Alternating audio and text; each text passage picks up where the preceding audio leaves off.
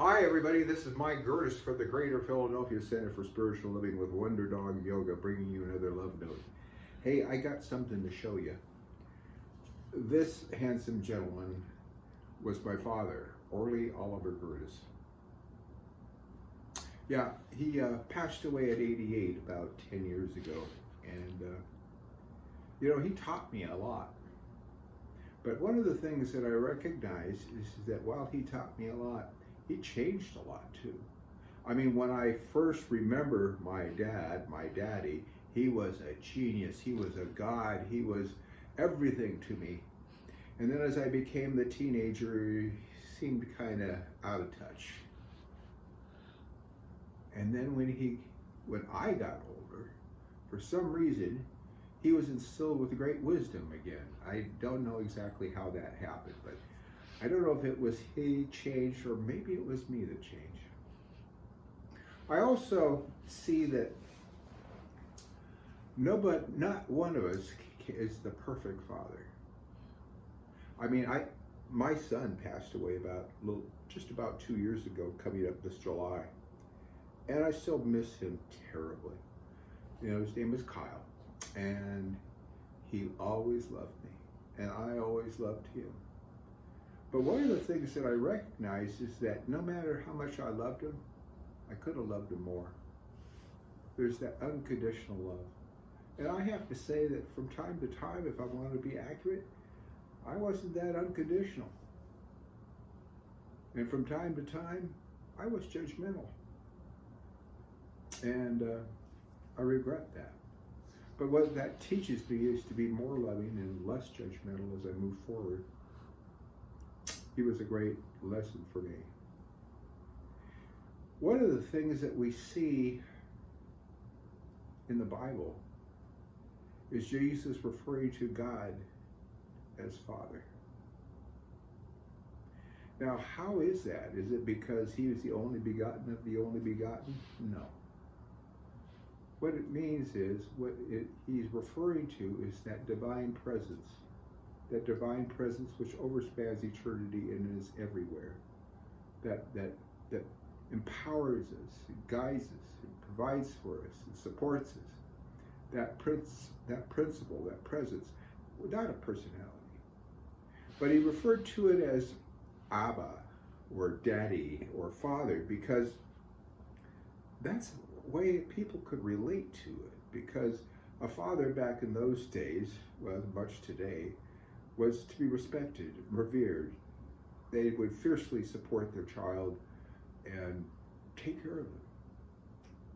So when he was referring to as God the Father, people could relate to something that was well respected, caring, supportive, loving, unconditionally so.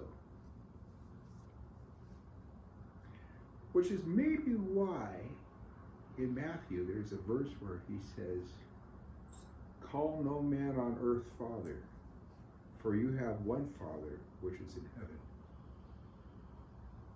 See, that's a metaphor. I mean, obviously we all have fathers, and we can call him Father or Dad or Pop or whatever. He was speaking in Aramaic, so he probably called him Abba. But what he was referring to is, recognize there's one divine presence, there's one God. And God is the Father. He is she is, he is, it is that which we all emanate from. That is the start. That is the first cause. That is the initial being. So I think that's what it is, so that we don't confuse, whether we're talking to a priest or we're talking to a parent or whatever. We don't make them gods. We recognize, we remember where our power comes from, where the truth comes from, where our good comes from, where our source is in God the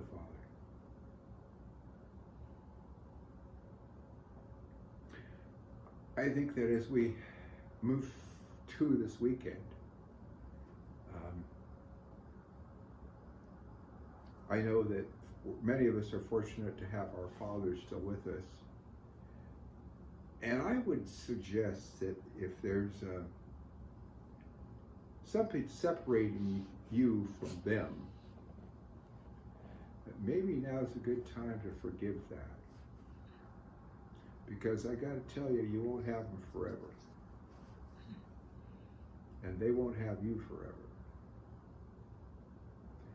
Now's the time perhaps to put aside your expectations of what he or didn't do, or should have done, or could have done, or what he did do, and just recognize that everybody's doing life the best they know how at the time. Now, not every one of us had a father that, like Robert Young, fathers knows best.